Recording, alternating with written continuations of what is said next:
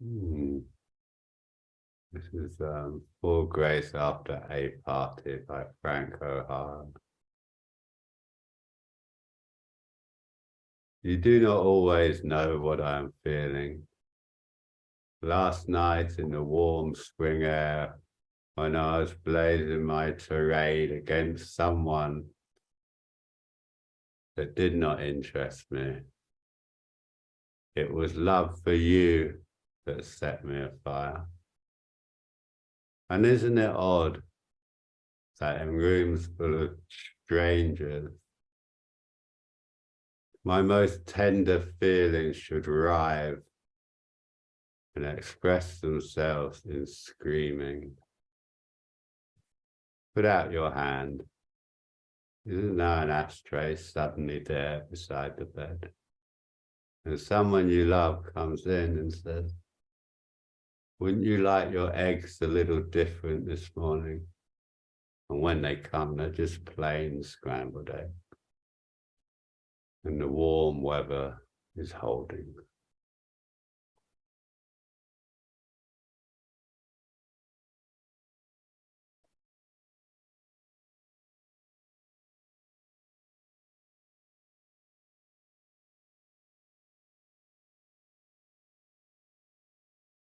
I'm never quite sure with poems. I come across these poems and for some reason they have some kind of resonate with me in some way or other, you know, and it's an example of one. It's what that's a fabulous poem, you know. But if someone was to ask me why I think it's a fabulous poem, I'd probably rather struggle to express it. And very often, you know, people, you get some poems that are quite obvious what they're about, aren't they? And what they're getting at. And you get other poems, and people quite often ask me, well, what does that mean? You know, and I realise I just don't think of poetry like that. I'm not thinking about poetry. What does it mean? Much more what effect it has on my kind of body, if that's if I can say that. You know, just what kind of impact it has on you. It's a bit like art, isn't it? Well, it's art, but you know, it's like the visual arts. You know, you might go and see you might be hard pressed to say why you like a Francis Bacon poem or picture. Of course, it has this visceral effect on one. And why am I saying this? I'm not sure really. I suppose I want to talk or just remind myself how important the kind of images are. I think of all these things as images, really, you know, things that. So this is just maybe a quite a particular way of using the word image, isn't it? Image, I think, we touched upon it very slightly with when Chandadatta was talking about mantra before we did the White Tara mantra last afternoon, and he was saying how he remembers Aloka saying that it's not the actual force or presence of the bodhisattvas in the mantra. And I remarked that it's quite similar to the orthodox view of the icon. It gives us direct access. So perhaps this is what image does. It's a direct experience. You know, we experience it viscerally. We experience it directly, like we experience our senses. We experience image directly, and then later we might think about what that was all about. You know? So this is relevant because what we're interested in as meditators, I think, is this idea of direct experience. You know? But we don't want to think of direct experience as excluding psychic experience of the psyche. You know? We don't want to just reduce it to sensation or sense experience in a way. We want our psyche also, or element of our psyche, because it's direct experience in relation to the subject, isn't it? What we consider to be us. Yeah. So in this way of talking, we can also include dream, like when we're asleep, dreams as direct experience. And there's also quite a lot that goes on in meditation that we can, in this way of looking at it, think of as direct experience. So whenever a feeling or image or memory arises when we are meditating, we can consider this also to be direct experience. You know? Of course, once we start to manipulate or think about or rationalize the image that arises, it's no longer direct experience, is it? Why is it? Why do I find it important to make this distinction? Because I've been talking about meditation basically about being about freedom and or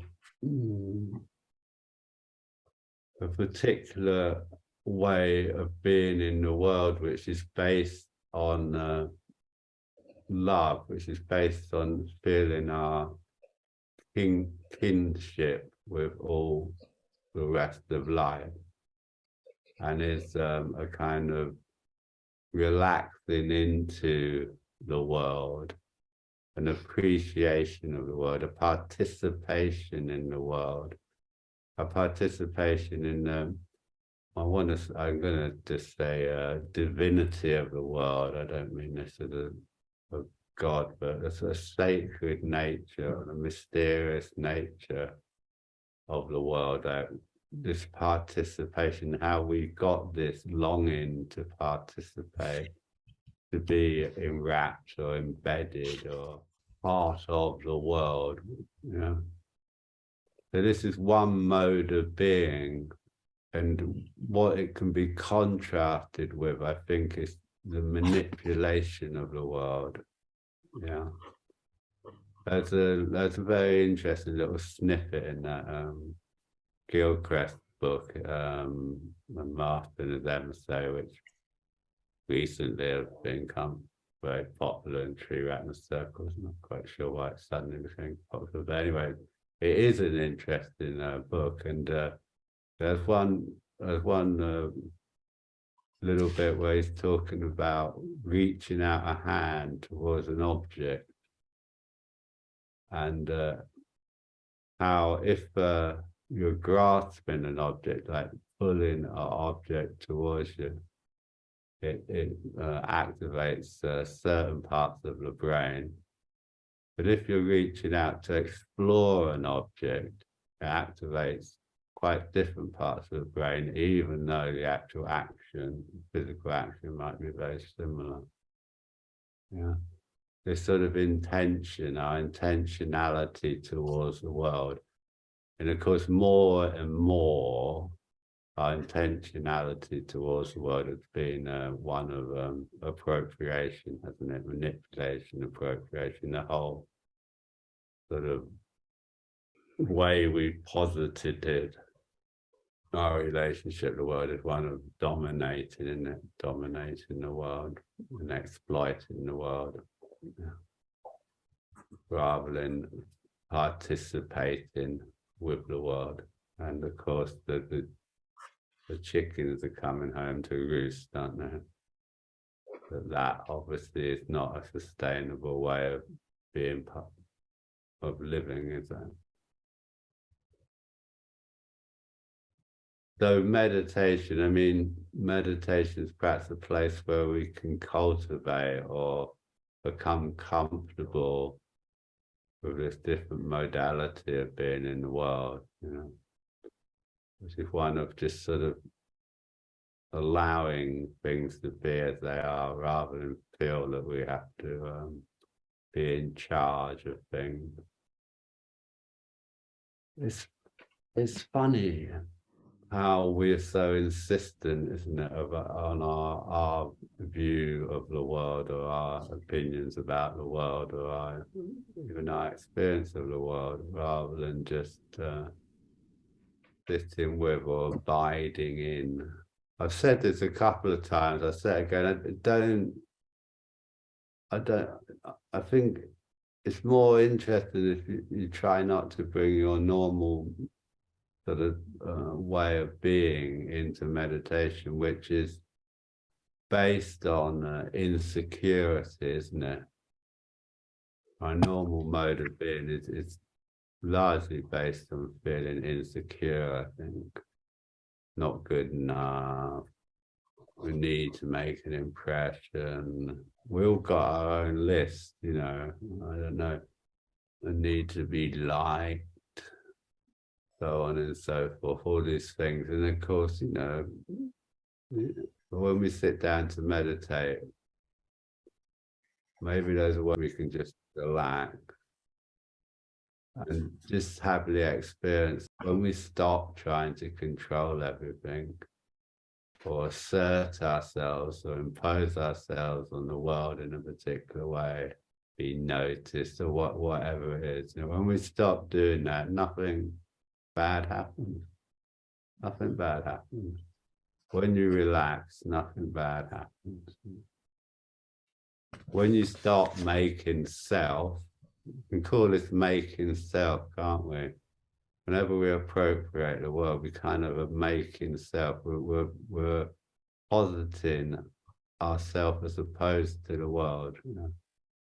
This is what I think about the world. This is what I experience. This is sort of separate when we separate and make self, which might well be necessary in our development from an infant to an adult. Maybe we have to make self. We have to do this separation. We should also realize it's just it's kind of a trick, isn't it? To allow us to be in the world in a certain way, allow us to be in a way that we can then manipulate the world. We have to separate ourselves out from the world in order to be able to manipulate it. I'm not using manipulation, the word manipulation in a negative sense here. I just mean, you know, in order to, you know, build houses or whatever we need to do, you know, as this separation goes on. It may be that it is completely necessary that we separate out, but that doesn't mean we can't have the experience of not being separate. We don't have to maintain that modality all the time. But it's so easy if we habitually, from the moment we wake up, are sort of on guard about ourselves and maintaining our self-identity, whatever it happens to be, we need to maintain it. When we sit down to meditate, we just do the same thing. We're just trying to maintain ourselves. We're trying to have views. We're trying to blah, blah, blah. Well, we don't have to do that when we meditate. That's not why we're meditating, is it? We're meditating to have a different experience of ourselves, of our non-selves, that actually we don't disappear, do we? We have a different experience. We have the experience of being supported by the world, being part of the world, being co-arising with everything else. We have the experience, actually, I think maybe, well, it's the way of talking, isn't it? Because it's not that we have the experience. Anyway, that is the experience of the world manifesting us. And this is the other side of the coin, isn't it? From us manipulating the world, the other side of the coin is that the world manifests us. maybe actually that's closer to how things really are, if we can talk about it. I don't know if that's even a valid thing to say. This is what we're trying to do when we meditate. Well, trying to do that doesn't make sense, does it? But I have to accept the limitation of our language here, don't we? What stops it turning into a amorphous blob of is the posture. Someone was asking, it was Dan was asking yesterday about the sort of role of a masculine and feminine, very not a satisfactory way of really talking, but we all know what we're trying to get at there. And I said, well, maybe the masculine's in the posture. The sort of structure is in the posture. This is where we put our effort in so far as we put our effort anywhere. And we trust in the sort of posture, the vessel. We're establishing, we keep the vessel lined and open, and then we just let whatever happens happen. What happens is it happens. Anyway.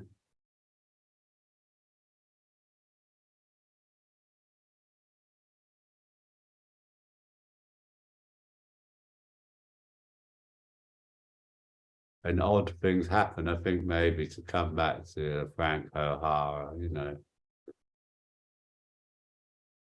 And isn't it odd that in rooms full of strangers, my most tender feelings rise and bear fruit in screaming. Odd things happen. You know, you do not always know what I am feeling. We don't really know what's going to happen when we sit down to meditate.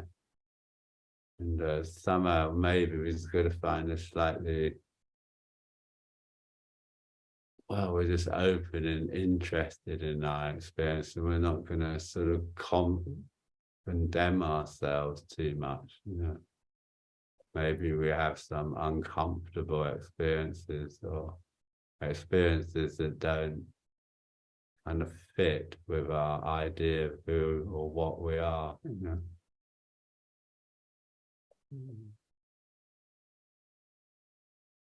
We get this in dreams as well, don't we? Something happens in a dream. And, when you start rationalizing things or thinking about things, usually it's sort of the ego protection, isn't it? You're trying to protect yourself against an image which is not quite your self-image. Yeah? An image arises, a feeling arises in meditation that makes you uncomfortable. The ego goes into some kind of hyperdrive to make it all right.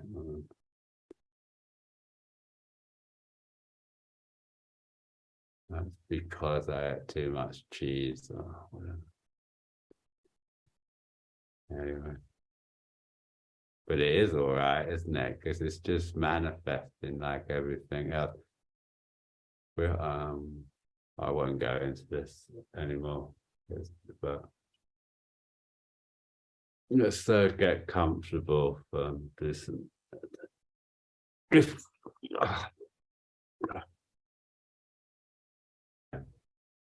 Good.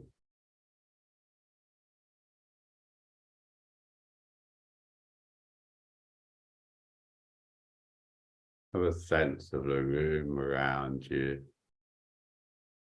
not necessarily a visual sense. You know, you don't have to have your eyes open and looking around, but it's the sense of the space, shape of the space you're in, shape of the space you're taking up within that space.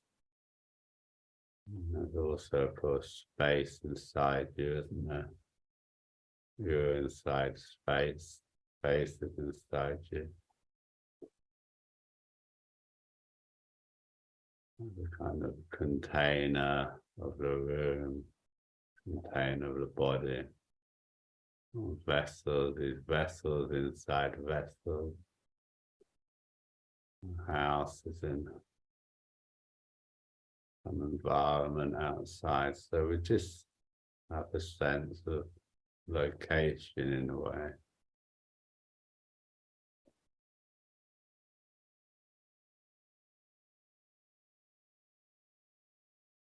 It's arising, isn't it, outside? The world is arising outside. The world is arising inside. All just this one arising, isn't it? Everything's arising together. In this particular moment,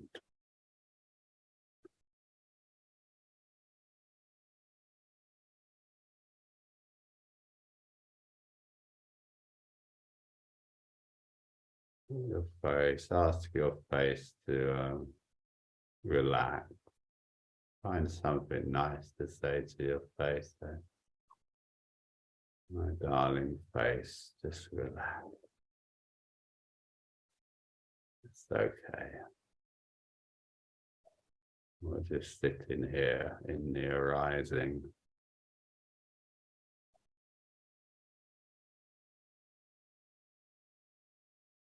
Want your legs to relax. Your hands.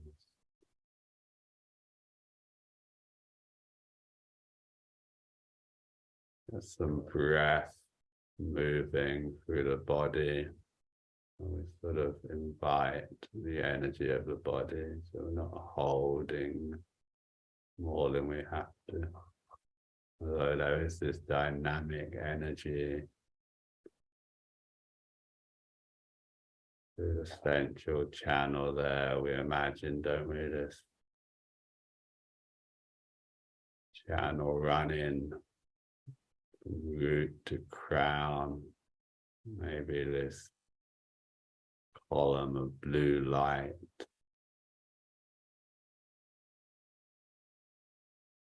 Your heart kind of blossoming off this column of light. Just see how your body offers itself to you energetically.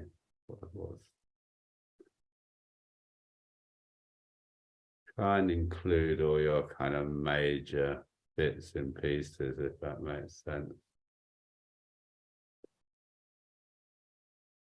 You should notice that each part of your body has a certain tone, a certain history, certain psychological history.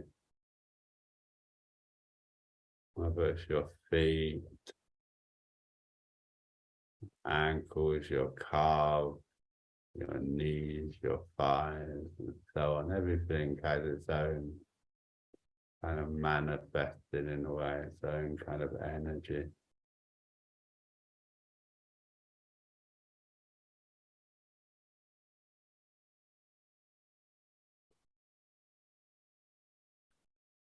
Own kind of psyche or soul, character. Some parts of our body we've delighted in, maybe other parts of our body we've kind of rejected, been disappointed in. Find a bit of love for those parts of your body that have disappointed you, maybe. And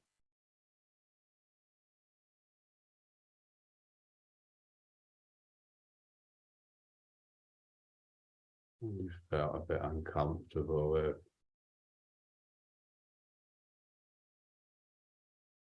This tenderness towards ourselves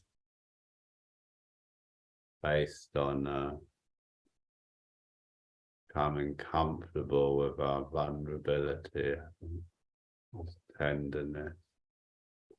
I think tender something tender towards the bits of you that don't quite work as well as you might like.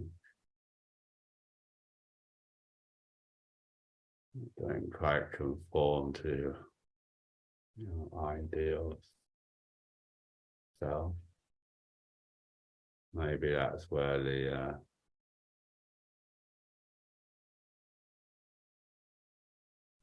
secret cup is there, and there's bits that don't. Those tender bits. Maybe it's through them that things really open.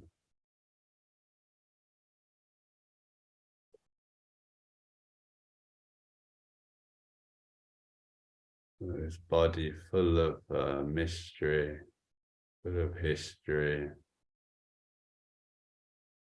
full of image that we sit with kindness, just allowing it.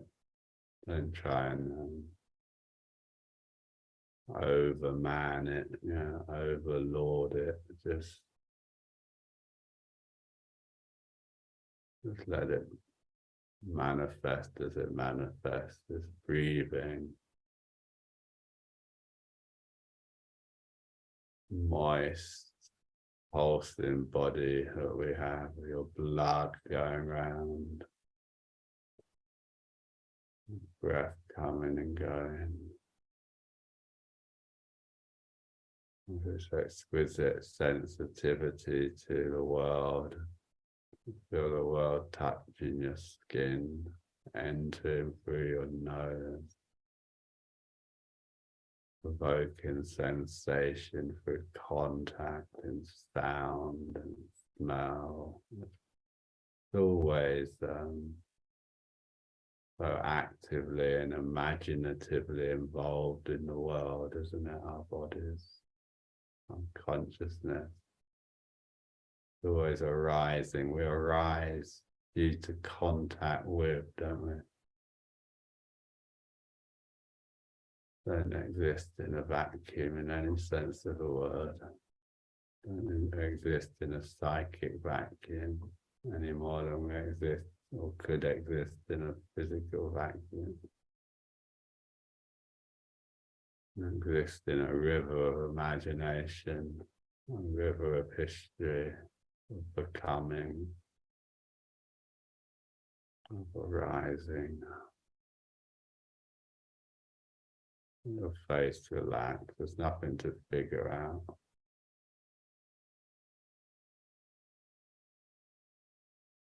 Invite the bliss of being itself. Just start with the smallest of sensation, smallest of letting go into sensation. Whenever we let go fully into something, the possibility of bliss arises. This bliss is just this releasing of energy, isn't it? You can let go into grief. You can let go into discomfort. And there's a possibility of bliss. Liberation. It's a feeling of the liberation of holding on, holding yourself together. We're not holding ourselves together when we meditate, we're just letting go into the unknowable.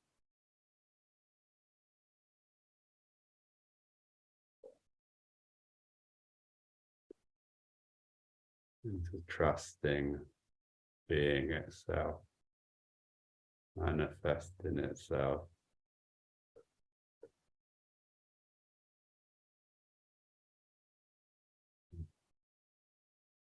Letting go is in every out breath, isn't it? That gathering of the world to the heart, and the in breath, gathering the mountains and the rivers and the sky and the fish and the birds and the insects and the plants, the people and the buildings and the cars, gathering everything and releasing.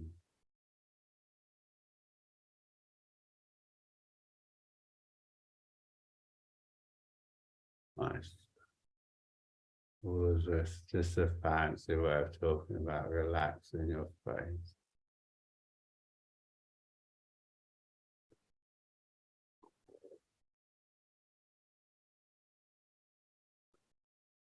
Relaxing into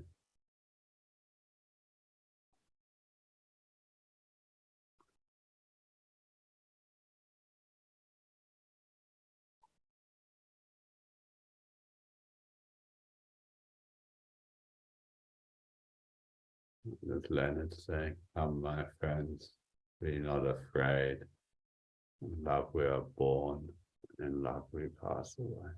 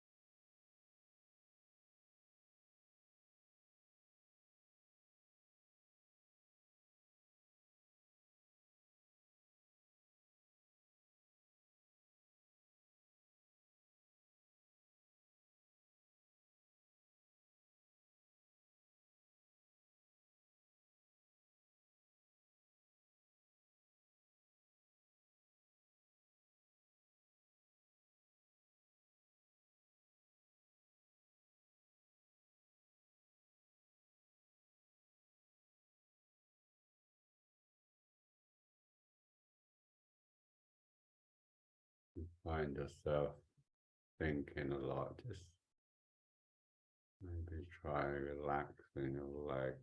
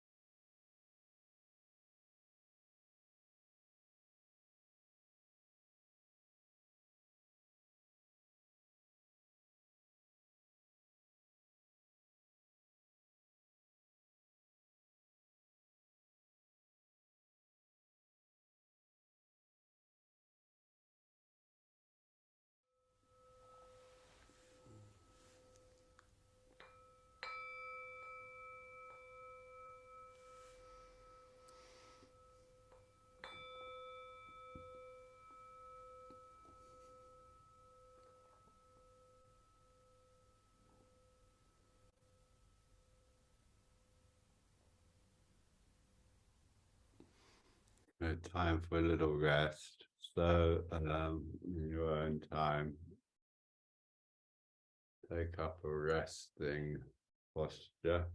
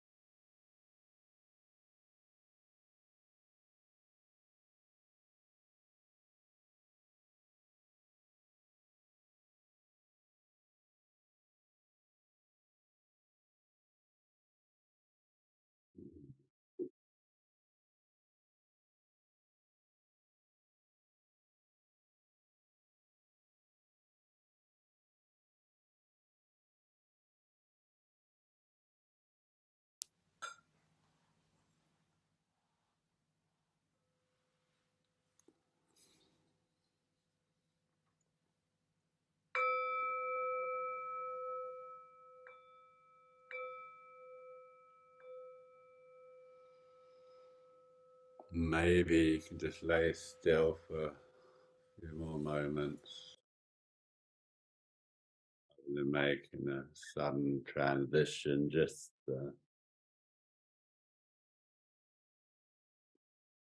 gradually become aware of your breath, how you're feeling. Maybe remembering anything that's gone on while you've been laying down. And then when you feel ready, try and make that transition back to your meditation posture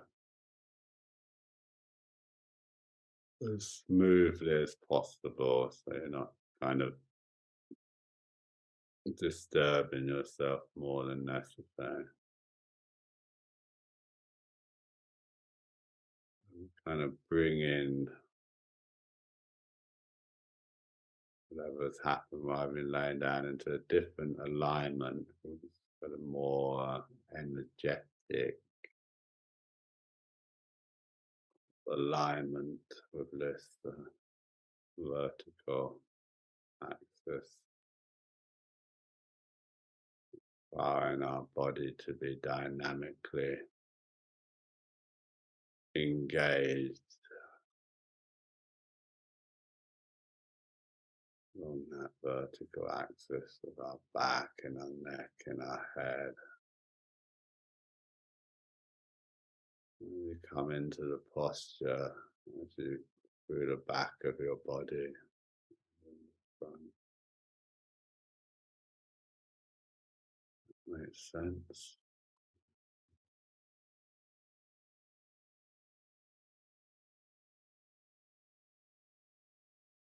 Maybe you can find a few words of love to yourself that you want to say or imagine in your heart. What might you like to say? Learn to love myself deeply, to appreciate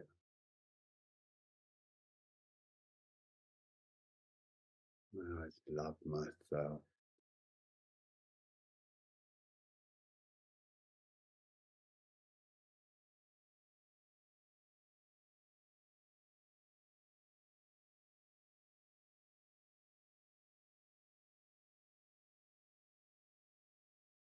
Just notice the voice.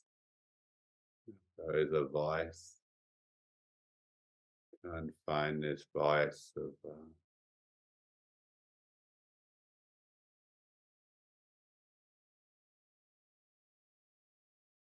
unconditional love.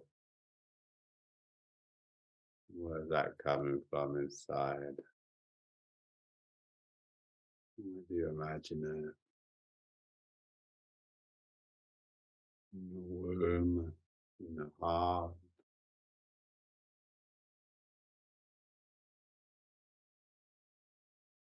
or the color. What's the color of love for you?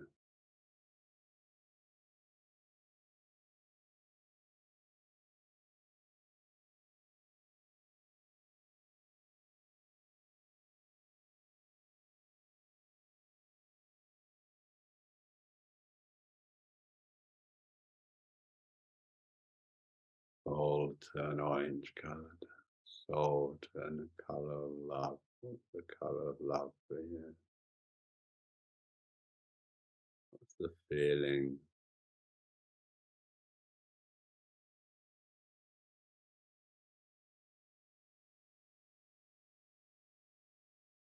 What's the holding?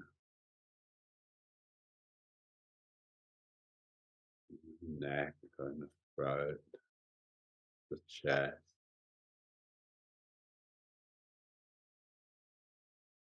The holding on.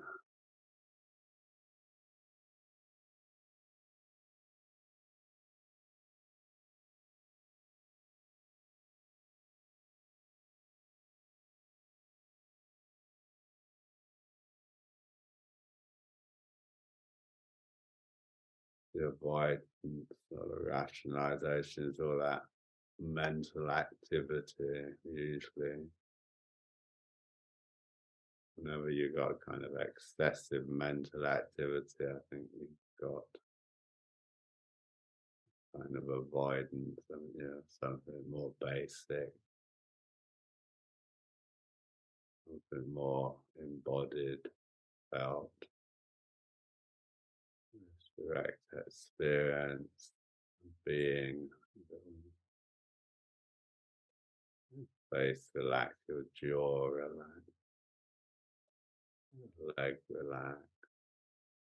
Yeah, I love myself deeply.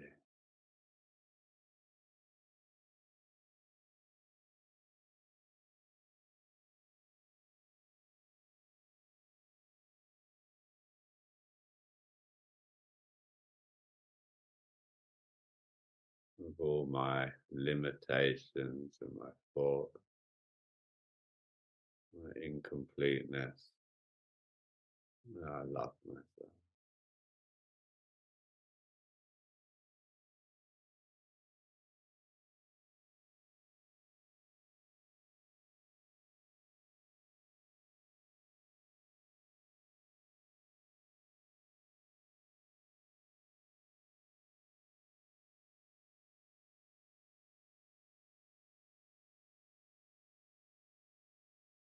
What is it to include the heart when you meditate? Seemingly simple thing, but how often is it really there? The heart supported by the belly, the diaphragm in the belly, supported down through the genitals to the root, to the earth,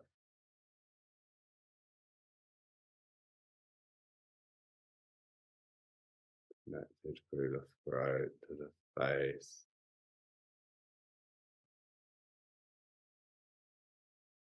to the sky.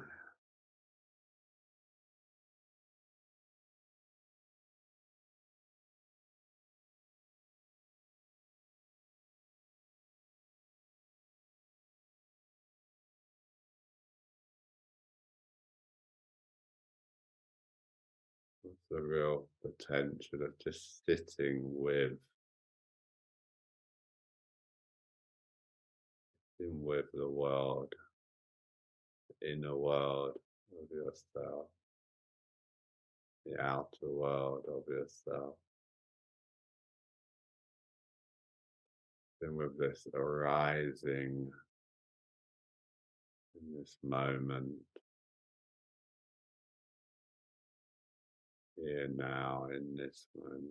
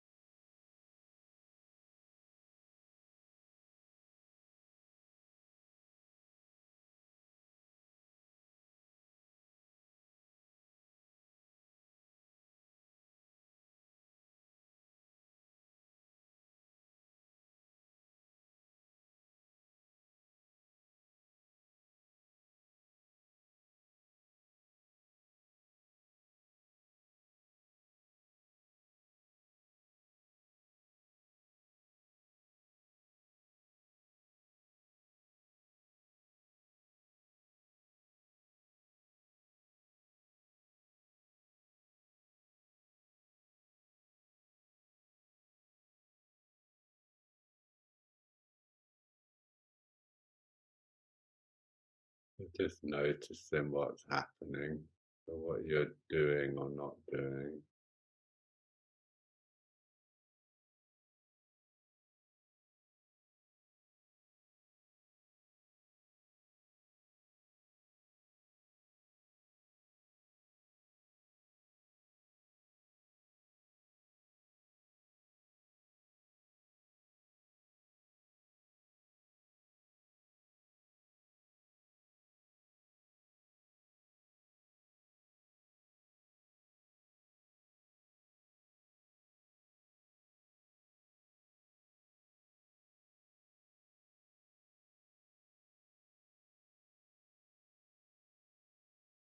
You're having a sense of the other people that are meditating, virtual space that we're sharing.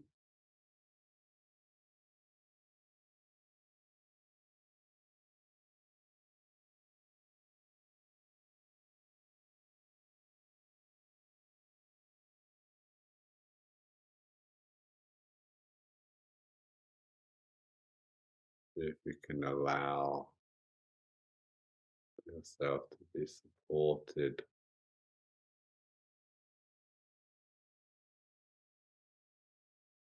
by them and offer your support to them. There's some kind of mutual solidarity between us.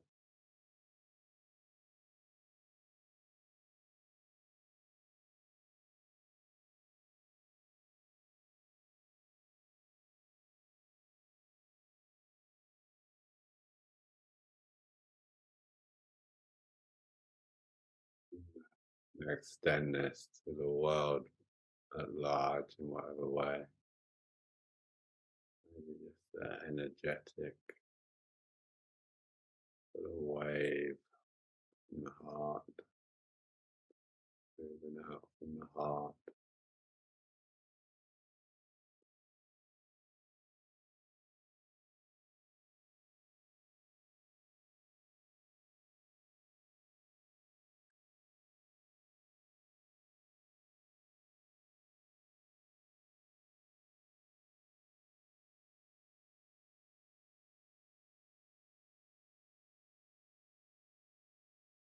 A sense of solidarity with the world, with life.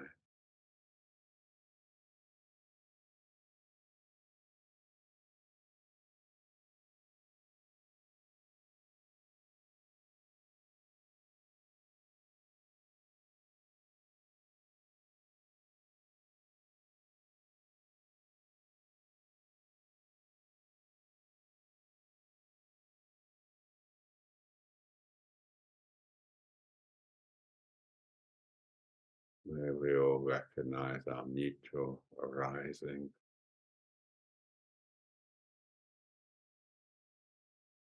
with the world.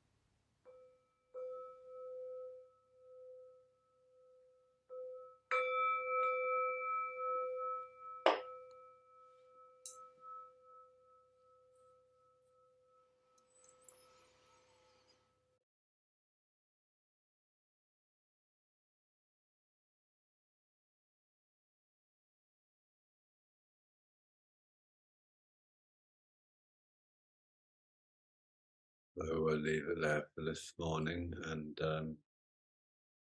see you later, I hope.